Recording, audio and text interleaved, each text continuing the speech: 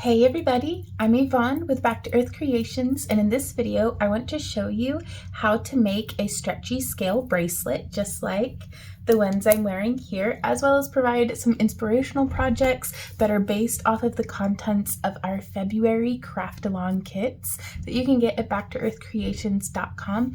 There is a timestamp down below that if you want to skip the whole unboxing and everything and just get straight into the tutorial, you can go ahead and do that. But in the meantime, let's go ahead and get started. Alrighty, y'all, so we're going to be learning how to make a stretchy scale mail bracelet just like this one here. I love them because you don't have to worry about wearing a clasp or adding a clasp at all, and it's just a fun little bracelet, and you can use this same weave design in a variety of different ways, and we're going to be showing you some different variations of that as well. I'm going to start with a very quick kit unboxing. You can feel free to skip ahead if you're watching this to get right into the tutorial, but we have a kit for the month of February 2025 to show how to make this bracelet, as well as, this is just half of it, but a necklace design utilizing one of the things in the kit. So let's go ahead and get into that.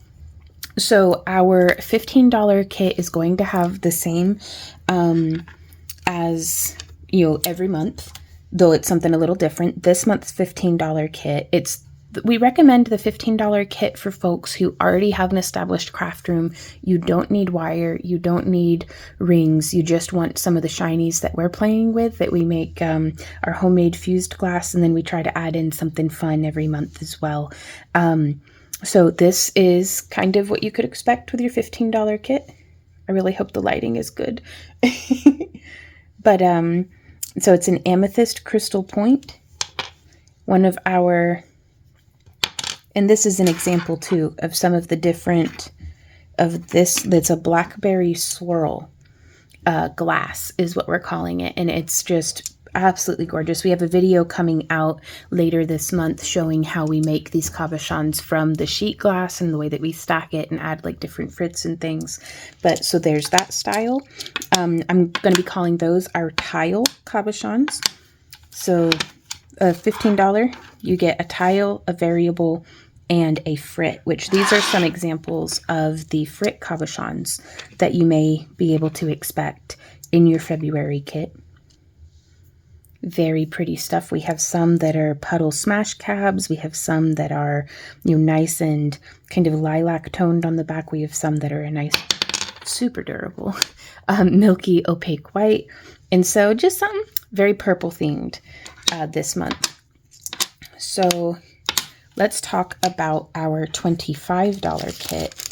And for this one, you will get a scale bracelet kit, which includes enough scale bracelets to make two, or enough scales to make two of the bracelets, or one of the bracelets and one of the necklaces.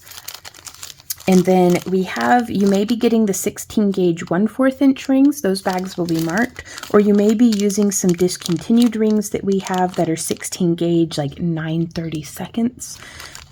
So either way, both of these ring sizes are great, and we will be going in more in depth on other ring sizes beyond even these that work for this design. And then also you may be getting a bag of either the 16 gauge 3/16, which the 3/16 inch, that's the inner diameter, or you may be getting a bag in this same size of the 18 gauge 3/16, which is what I'm weaving with today. But like this bracelet here, we'll be able to compare them side by side and get to see the differences there. So that is the scale kit. The scale bracelet kit is right there. Plus you'll be getting one of our, I really wish it caught the shimmer in that better, at least through what I'm able to see with my own eyes. The camera is just not doing it justice, but one of our tile cabs. So there's that one. If you want even more, the $35 kit will have this, enough for a bracelet and a necklace, as well as, I'm consulting my list. Ooh, you also get a dichroic glass cabochon, which I have a handful of those over here, just to show you the variation that you could expect from your dichroic glass. And so These are some of those cabochons. So shimmery and pretty. But yeah, so you'll get one of those as well. And all of our kits do get a, 20% off coupon to everything in our shop, as well as we do like behind the scenes stuff and different things. But so keep an eye out in your kit for that coupon code, as well as we have a very cool sticker this month. For the next kit up is our $45 kit. And for that one, again, you get the bracelet kit, which is the base kit for this month. And you get 2 tile, a dichro, and a very beautiful frit. And then for our $55 kit, which I think is the best bang for your buck, because if you were to buy those things separately that are in the $55 kit, it's close to $100 value. And so you get the bracelet kit, you get 2 tile, you get 2 dichro. Ooh, that's big. Ooh, that one, I like that one. And you get 2 of the frit. So this is February's kit. Now our kits are, for the year of 2025, our kits are different every month. So you can go back and look and see what we got in January, which was a wire wrapping kit, and compare that to what we have here in our February kit, which is a chainmail kit.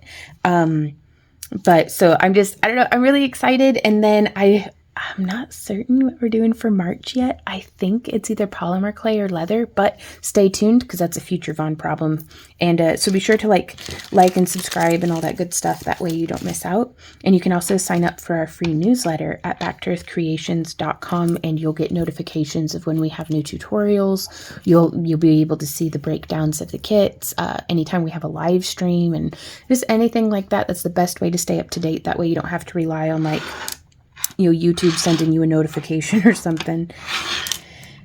So the only things that we're going to need today, in addition to the kit, which the tools and materials are all listed down in the video description, so you do not have to have a kit to craft along with us today. You could totally use materials that you have on hand. Let's see. I've got some rings set up here, and I wanted to show you how I like to do that. We're going to be using our either 18 or 16 gauge 3/16 inch ring. And the way that I like to open our rings is, you can see this is how they come just out of the bag, just a little offset. And so I'm going to hold on to it, and you could be using any pliers. Some folks, I really like my bent nose pliers. Some folks like to hold them this way, but I like it because if I'm using tiny rings, I can hold with the tippy tips of my pliers. Or if I'm using, I consider these like a medium-sized ring, I can use the side and stuff. So there's no right or wrong way to hold them, just however feels best in your hands. If it gets the job done, it gets the job done. And I've opened it at a almost 45-degree angle. We could open it a little wider. You don't want it like a full-on 90-degree. That's a little much. But if that's what works for you, then that's what works for you. The only reason why I say it's a little much is because it can put stress on the rings. But yeah, I usually open them just about that much. So we have our rings open, and for each scale that we're using, we'll want like 2 rings for the scale, 2 rings for a rubber, 2 rings for the scale, 2 rings for the rubber. So we're going to be building this in like an alternate pattern. So you can see we've got this one here. This is the underside. So these are all of our small metal rings, and you can see the alternating of the scales with the stretchy rubber, and see how great that stretches. Like, that's so good. And this is actually why I liked sending out, I prefer the 16 gauge 3/16, but we ran out of them preparing for kit fulfillment.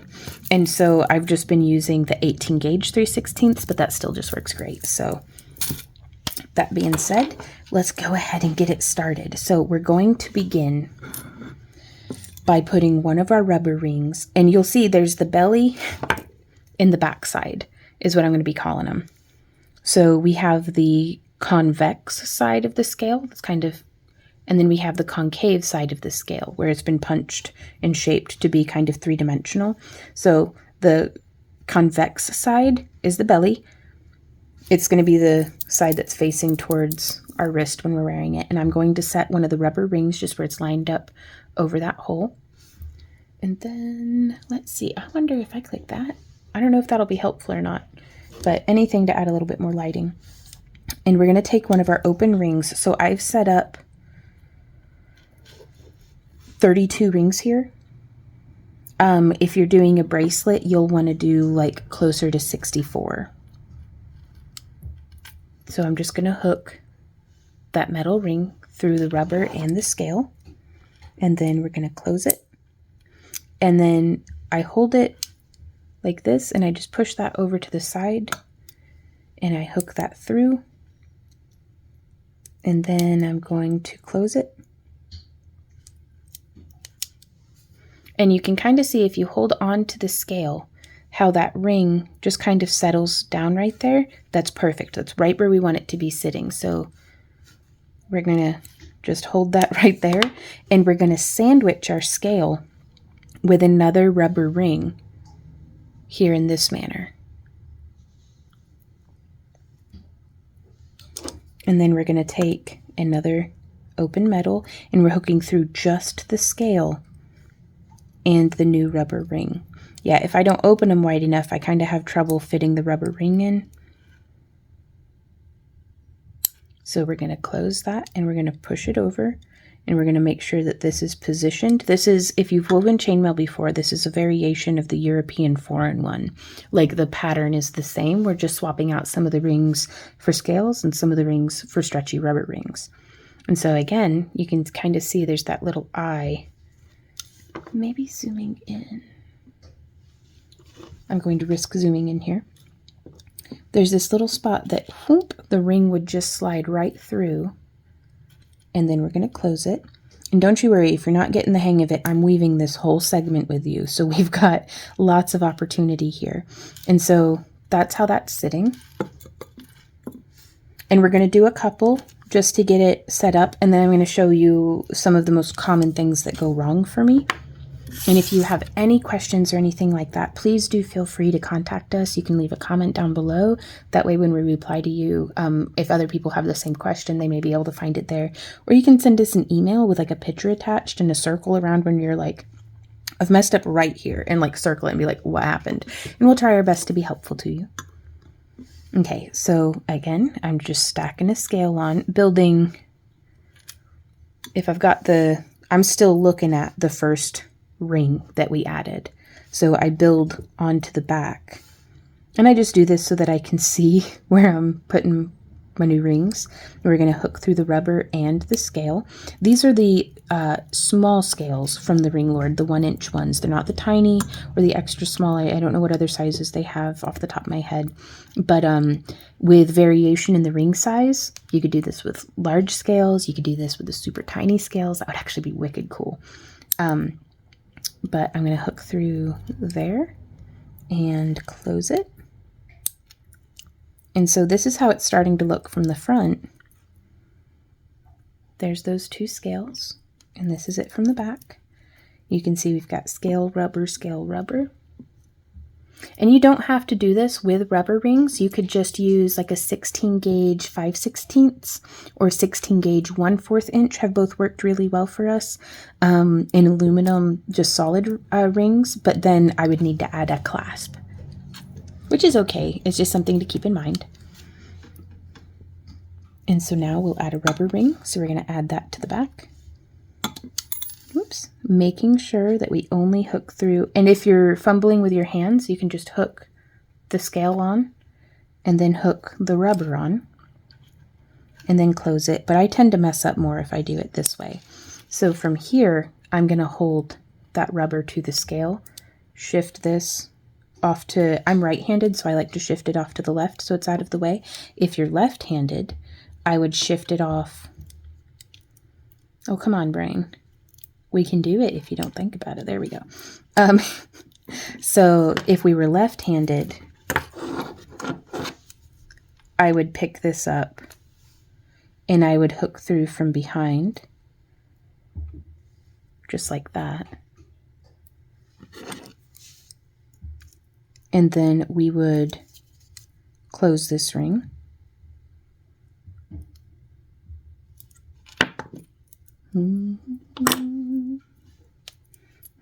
There we go. And then we just do this literally over and over, you guys. It's my favorite thing. I love weaving scale mail and chain mail because it's a great, beautiful day to just sit here and kind of like gaze out at the bird feeders, listen to the turtles splash around in their tank. So, nice and very meditative. Well, I think you get what I'm saying. It's some Zen stuff, y'all. So we're just going to hook through there. Meditative. Nope. And then we're going to close. And now something that will happen, oops, from time to time, is if we don't split that over off to the side, let's see. It's difficult sometimes to, after trying so hard for years to do it correctly, it's kind of hard to, you know, slip up. But let's see, this will be easier to, whenever I'm adding the rubber ring is usually where I go wrong because it doesn't have a clearly delineated up or down or anything. It's just a circle. So we'll add that and then we'll hook through and we'll add this ring. And it's usually when I'm like looking at the birds or something that I won't be paying attention and I'll just grab like this and add a scale. And so do you see how that's happening? The way that we fix that is when we're holding it like this, I'm actually going to bring this side of the scale or of the ring is going to come down. We're going to fold it down and then we're going to split those rings so that what was the bottom of our rubber ring is now the top. And do you see how that pulled that into the correct shape? And I prefer this because it keeps it continuing with that European 4-in-1 patterning, but it also keeps it sitting flat on your wrist, because if we allow those two rings to sit like that, do you see how it makes it a little bit thicker and that'll be pressing into your wrist? And so it's not so much that it's a right or wrong way, because you could take these variations and make some really cool modifications to this weave. I think it's just good to understand the why and the how of what we're doing so that you can change it up on purpose instead of being like, oh no, I don't understand what happened, because that's where I spend most of my time and that can get kind of frustrating. So understanding why the rings are doing what they're doing can be very helpful in understanding how to fix it. And progress will come with practice, you guys. This is, if it were super easy, you wouldn't need to be watching a tutorial. You'd be able to just figure it out. But I had to watch tutorials and stuff, and they benefit me quite a bit to be able to learn from other folks. So I do hope this is helpful to you. But yeah, you can see that stretch going on. And now we're going to add on a rubber ring. Hooking through and hooking through. Now another thing that may happen, usually whenever we're closing the rings, and this is just, it's happened on rings that we've bought from the Ring Lord, it's happened on rings that we've bought from Chainmail Joe, it's happened on rings that we've coiled and cut ourselves. Sometimes it just happens. I don't know why. But whenever I'm closing a ring, sometimes it will just freaking break. So if your ring breaks right across from where it was cut, which these are saw cut rings too, by the way. There's, in the industry, there's saw cut and there's machine cut rings. Saw cut, those ends will be flushed nice and crisp and butt up against each other, whereas machine cut, let me see if I can, they'll be snipped by clippers. And here you may be able to see, do you see how that's like a point now? So on machine cut chainmail, whenever you try to butt those ends up, there's always going to be that little bit of a pinch. Whereas if you're butting up saw cut rings, they'll be nice and flush. Now it's not a welded point or anything, but that's why whenever I'm shopping, I always look for saw cut rings if I can help it, just because it sits so smooth on the skin, and it's just a lot easier to get a nice flush closure. And so, oh, let's zoom. Well, I don't know, maybe we'll do some super zoomed in here. I do struggle to maintain staying in frame from time to time. So there's that ring pushed over. And then we're going to add another one, hooking through the scale and through the rubber ring, coming around, holding on to both sides of the ring and coming in. Just trying to make sure that we've got as nice and good of a closure as what we can. My eyesight isn't quite what it used to be, but here we are using, you know, the cell phone on 5x zoom to record. And if you have a cell phone, you don't have to be recording to be able to use the zoom. And it might be able to help you get a closer look. But just petting it often tells me, you know, if there's like a burr or something. So bringing that together, closing that ring, and maintaining our shape. I'm going to zoom back out just so that I don't spend too much time out of the out of frame. There we go.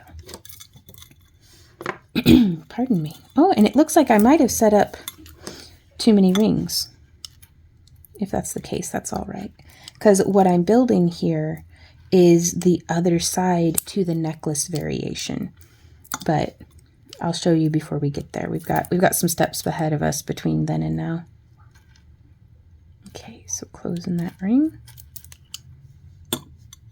adding a scale, hook, or so you could just hook the rubber ring onto your metal and then hook through the scale.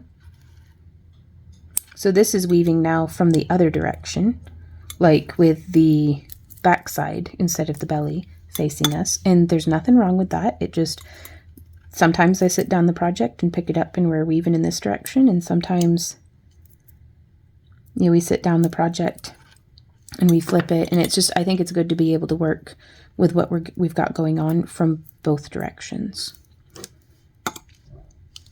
And so we can hook through there.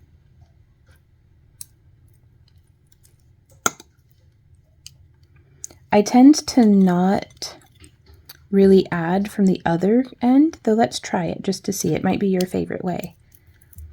So we could come down here and we could stack this scale right there.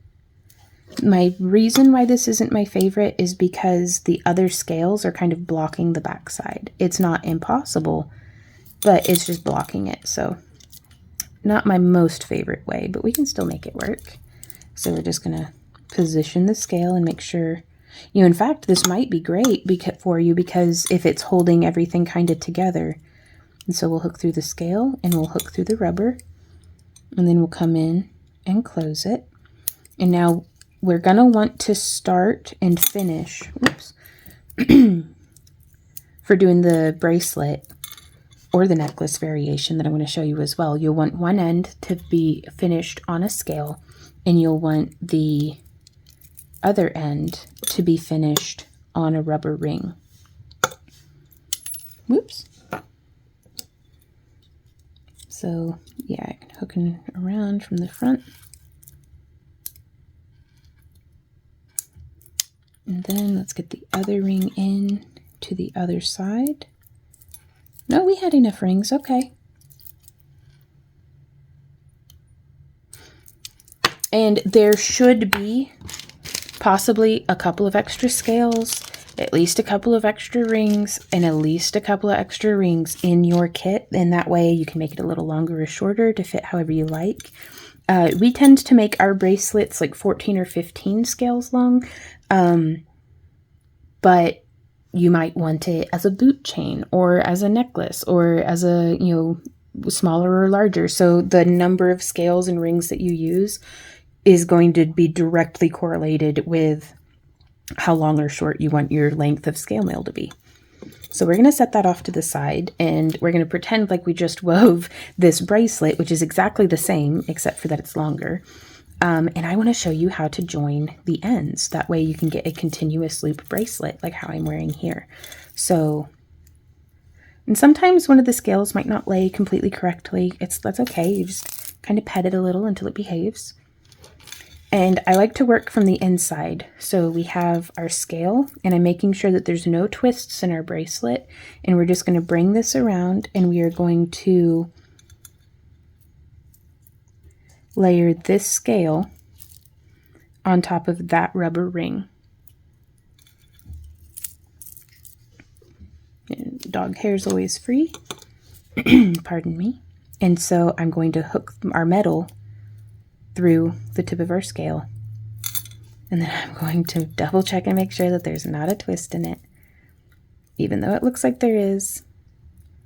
And I am going to just hook through that rubber, and I'm going to close it.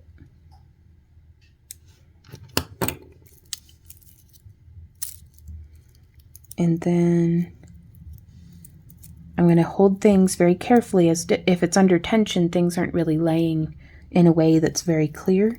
So make sure you don't have it under tension. And you can just kind of look and see and make sure that all of those metal are laying the same. And so I'm going to come in from below on this one. No, I'm not. I'm going to come through the scale. So it may be a little fiddly and swirling around, but that's okay. You're good at doing hard things. And then closing it.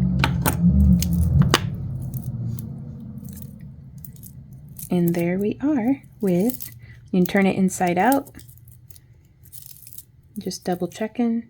And I like to bring it around and check and make sure that it looks pretty the same all the way around. And I love it. And now we get to test wear it. And it just stretches right over my wrist. And there we go. Now we have scale bracelets. And I'm going to take these off because they make scratching noises, and I don't know how the camera picks up on that.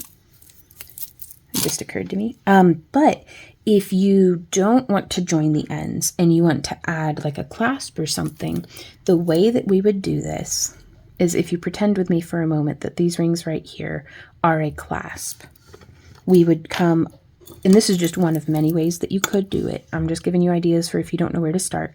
We'll just take one of our metal rings and hook it around. Again, I like to use either a 16 or 18 gauge 3/16 inner diameter ring. And we would just hook through the clasp.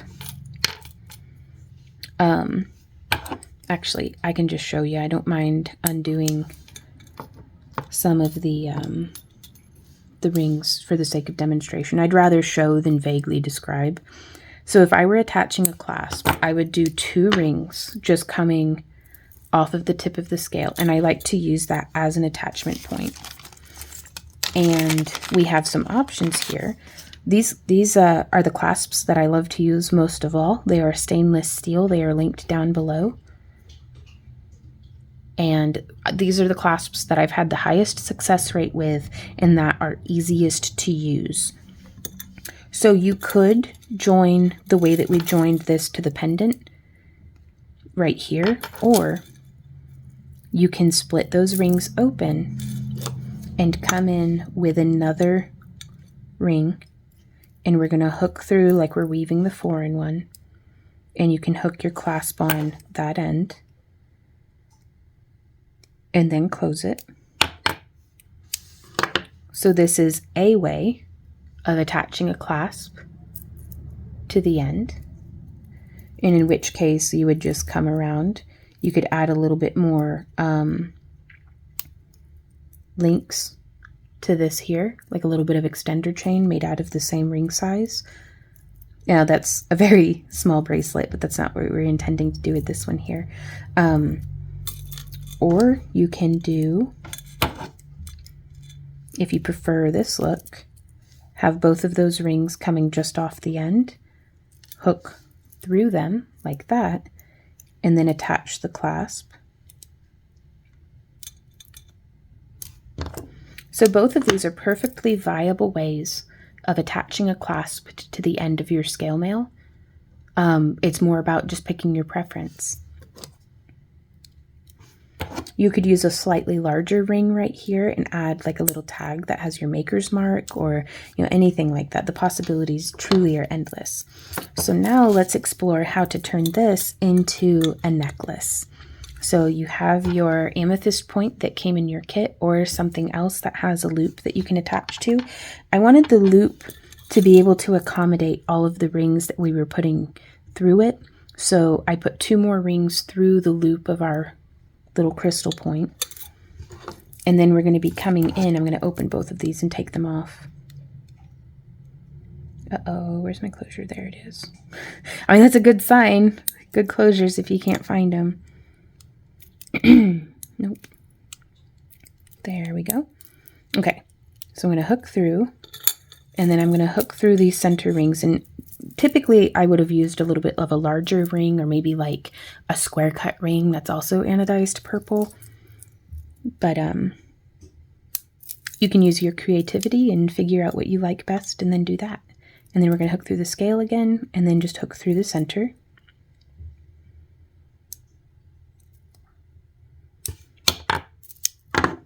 And so if you wanted to make a full scale mail necklace, you could take, and do a full bracelet length off to either side, and this would make like a really cute choker. Now, we don't have any clasps in the kits, and we don't have any chain in the kits, but we're hoping to be able to possibly implement that in future projects. But we were just trying to keep it to where y'all get the best value that you can out of your kit, and we're also not, going bankrupt as a business. You can make the scales go all the way around, or this is some of the chain that I had gotten from Panda Haul, and it is in enameled iron, so it's exactly the same, I think, as the stuff that I get off of the Ring Lord. And this is their 20 gauge. Yeah, it might be a 22 gauge. I can't recall. Future Vaughn will look this up and have it linked exactly what I'm using down in the video description. And so you could just have this be however long as you want it. I'm going to measure off the edge of my desk. Let's see. We have 2, 3, 4, 5, 6, 7. It's 8 inches long. So I'm going to do 1, 2, 3, 4. Just a 4-inch length of this chain. You may want to use something a little thicker. Oh, actually, I'll show you how to do that. If the chain that you have isn't as thick as you want it to be, I'm going to cut off an 8-inch section, and I'm going to do that twice. So you can see here, I just measured, and I'm holding with my wire snips, which are the best snips ever. They're linked down below as well, y'all. I've had this, not to jinx it, but I've had this pair for like years and years now, and they're still holding up, and they were like $5 or $6. So I'm going to line those ends up. You can see here in my left hand, I have them lined up. So we're going to snip, and then I'm going to come over here and snip. I only put my thumb over it to keep the little pieces from pinging into my eyeballs, because that happens like way more than what you want it to. And then here I have some of the Ring Lord's 19 gauge enameled iron. And you can see it is a much larger ring size than this one here, but that's okay. This is what we're going to be using for our extender chain. So I've measured off 4 inches of it, and I'm actually going to be utilizing these rings from this chain. So I've still got the ring that we opened to remove it. So that's going to be our extender chain. There's 1 ring for attaching the clasp. So let's actually go ahead and do that. Which the way that I'm going to do this is I'm just going to put the ring through the clasp and then close it, and we're going to set that there. And then I'll need 2 more. Actually, let's do 4, because I haven't been able to find where to purchase oval shaped rings, just like on the Loosey Goosey, like just free and loose, the way that we get these.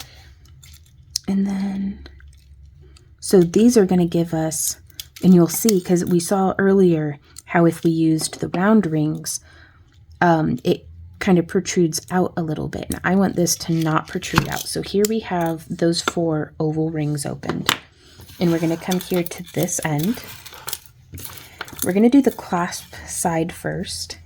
So I'm going to take one of our 8-inch lengths of chain, and I am going to just slide it through, whoop, like that. And then we're going to line the ends up. And I'm going to hook through, oh, I guess just one of them. One end of the chain, and I'm going to hook that onto our rubber ring. And then we're going to close it. And then we're going to take the other one. And I'm going to kind of run the chain out long and straight to make sure it didn't have too many twists in it. It doesn't have to be perfect because this isn't like a flattened curb chain or anything. But we're just going to hook through and then bring that ring right in next to it. And so now this looks significantly more substantial than if we just had one length of that thin chain. And you can see it's still holding up pretty well to the stretchiness of it. You don't really need this necklace to be stretchy, but it's still a fun little feature. And so that's how that attaches to our clasp. And then here on the other end, we can go ahead and hook one end of our chain on. Whoops. But yeah, do you see how those oval chain just sit with much less of a high profile than if we were to use the round rings? Now you could totally use round rings for this. It's just, this is my favorite way. So there we go.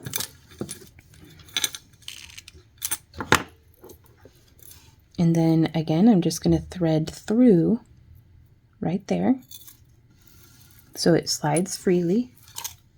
And then we're going to use our last bit of oval chain to hook through and then hook on to that rubber ring.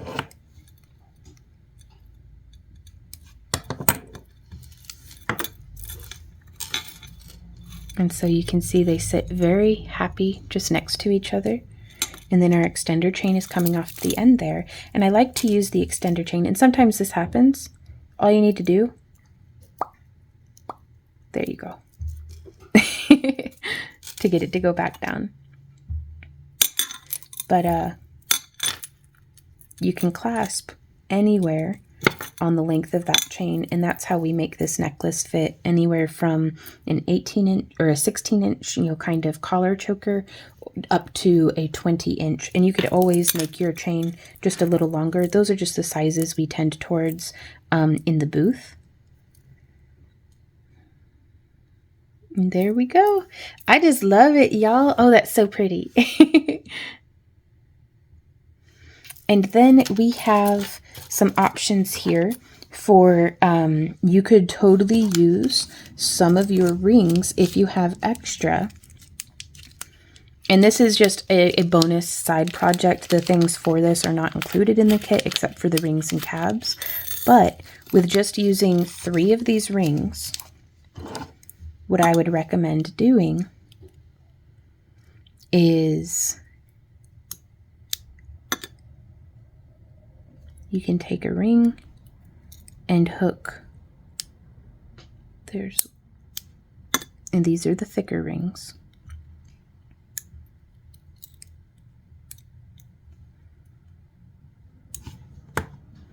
So this is an example of the extender chain that you could add to the end of it if you wanted like a clasp coming off, or you can take this, and it's quite small, but it might work for if you have some little cabs, and you can embed this into polymer clay, or you could attach that first ring with like some UV resin in through the back.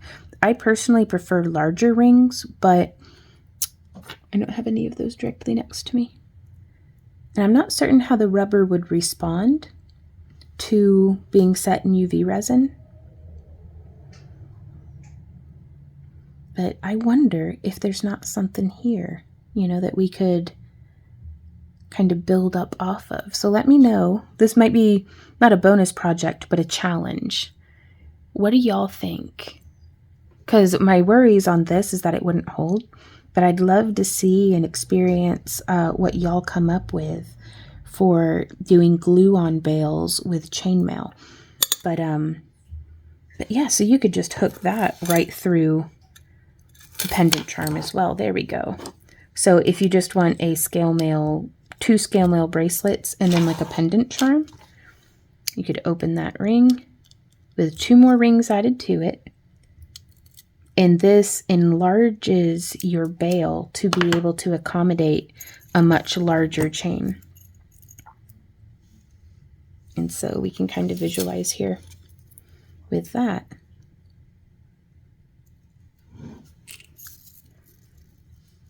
And so now your charm, or if you had some extra scales or something, that would be really, really cool.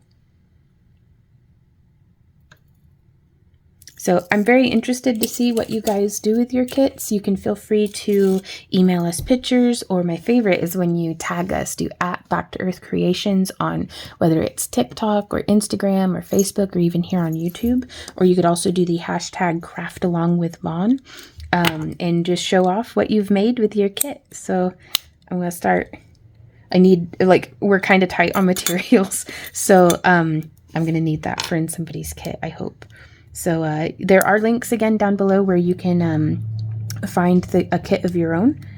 And somebody's kit is getting the bag that has the 3 rings that I borrowed already closed. So if that's you, you're then, you know, winner, winner, chicken dinner. So there's that, you guys.